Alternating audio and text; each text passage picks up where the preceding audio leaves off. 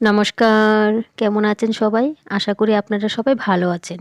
আমাদের ছোট্ট পরিবার নতুন আরেকটি ব্লগে আপনাদেরকে স্বাগত জানাচ্ছি। সন্ধ্যা 7:30টার মতন বাজে, রেডি হয়ে গেছি, যাবো একটু ডাক্তারের কাছে।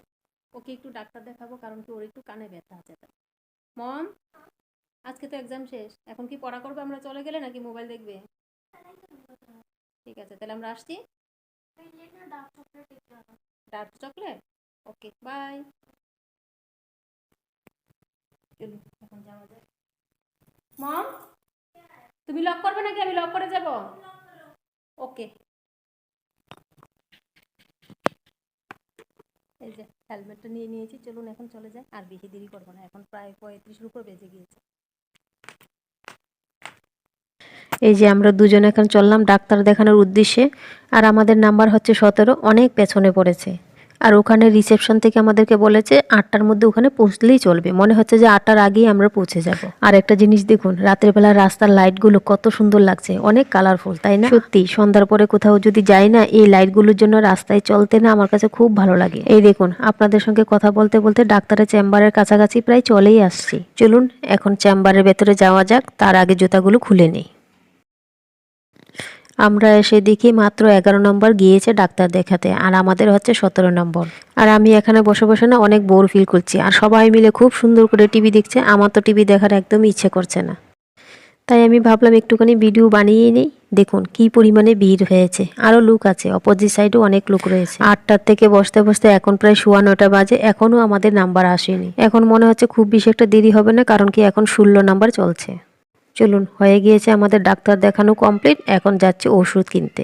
একবার তো ডাক্তারের ওখানে প্রায় 1.5 ঘন্টার মতন বসতে হয়েছে, আর ওষুধ কিনতে এসেও দেখি অনেক ভিড়।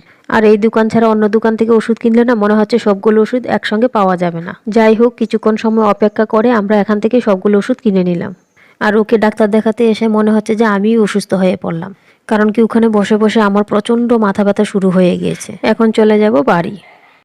বাড়ি যাওয়ার পথে হঠাৎ করে ও একটা দোকানে ঢুকে পড়লো। আমি ভাবছি এখান থেকে আবার কি নেবে, আমি তো একদমই ভুলে গিয়েছিলাম। মেয়ে বলে দিয়েছিল যে ডার্ক চকলেট নিয়ে যেতে। যাই হোক, ভাগ্য ভালো ওর মনে পড়ে গিয়েছে, আর এই চকলেটটা না নিলে মেয়ের আজ মন খারাপ হয়ে যেত। তারপরে ও বলছে চলো একটু বাজারটা ঢুকে একটু ঘুরে যাই। যদিও ঘরের মধ্যে অনেক বাজার রয়েছে, আমাদের বাজার থেকে তেমন বেশি একটা কিছু নেওয়ার প্রয়োজন ছিল না। তারপরে ও বলছে চলো একটু ঘুরে যাই, যদি কিছু পেয়ে যায় মনের মতো পছন্দ মতো, তাহলে কিছু একটা জিনিস নিয়ে নেব। তারপর ঘুরতে ঘুরতে এক জায়গাতে কিছু সিমের বিচি দেখেছে, ওর পছন্দ হয়েছে, তাই এখান থেকে 1 কিলো সিমের বিচি কিনে নিলাম। চলুন, হয়ে গিয়েছে সিমের বিচি নেওয়া, এখন আর খুব বেশি একটা দেরি করবো না, সোজা বাড়ি চলে যাব। অনেক রাত হয়েছে, আর ঘোরাঘুরি করবো না, তার উপর থেকে মেয়েকে ঘরে একা রেখে আসছি। আর রাতের বেলা দেখুন শহরটাকে কত সুন্দর লাগছে, তাই না? যে এই মাত্র ঘরে ঢুকেছে, চলুন তো আগে দেখি মেয়ে কি করে। মম, কি করছিস তুই? তুমি না বলেছিলে পড়াশোনা করবে? সত্যি? সত্যি? আমি তো বিশ্বাস করতে পারছি না। তো কখন নিয়ে বসেছিস মোবাইলটা? ওকে। ভয় লেগেছিল একা একা? ভয় লাগেনি? কে হুয়া? তুমি বলেছো আর চকলেট না আনলে হবে? এই যে তোমার ডার্ক চকলেট।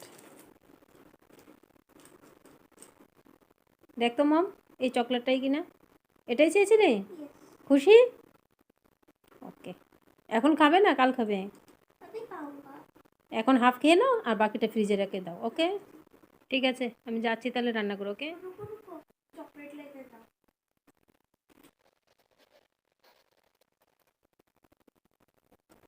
সবটা চকলেট আমার? Thank you.